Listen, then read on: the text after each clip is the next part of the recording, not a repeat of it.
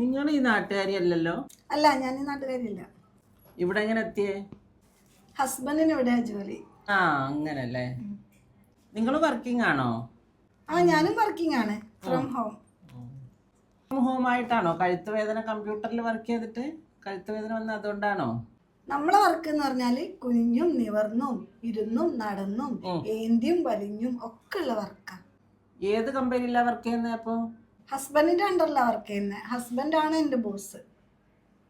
ഹസ്ബൻഡിന്റെ കമ്പനിയല്ലേ? അപ്പോൾ സാലറി ഒന്നുമില്ല. സാലറി ഇല്ലാതെ എന്തിയും വലിഞ്ഞും ഹൗസ് വൈഫ് ആയിരിക്കും അല്ലേ? എന്താണ് നിങ്ങളെ ക്വാളിഫിക്കേഷൻ? എത്രയായിരുന്നു നിങ്ങളെ പ്രായപരിധി ഈ ജോലിയിൽ പ്രവേശിക്കാൻ? ഈ ജോലിക്ക് അങ്ങനെ പ്രായപരിധി ഒന്നുമില്ല. 18 വയസ്സ് തികഞ്ഞാൽ മതി. ഞാൻ 18 വയസ്സ് കഴിഞ്ഞ് 2 മാസം ആയപ്പോഴേക്ക് ജോലിയിൽ കയറിയിട്ടുണ്ട്. പിന്നെ ഇതിന്റെ പ്രത്യേകത എന്താന്ന് വെച്ചാൽ നമ്മളെ കയ്യിൽ സ്വർണ്ണവും പണമൊക്കെ വേണം. അപ്പോഴാ നമ്മളെ ജോലിയിൽ എടുക്കുള്ളൂ. പിന്നെ നമുക്ക് ഫ്രീഡം ഉണ്ട്. നമുക്ക് ഇഷ്ടമുള്ള സമയത്ത് ചെയ്യാം. അങ്ങനെയൊക്കെ ഉണ്ട്. പിന്നെ റിട്ടയർമെന്റ് ഇല്ല, ലീവും ഇല്ല.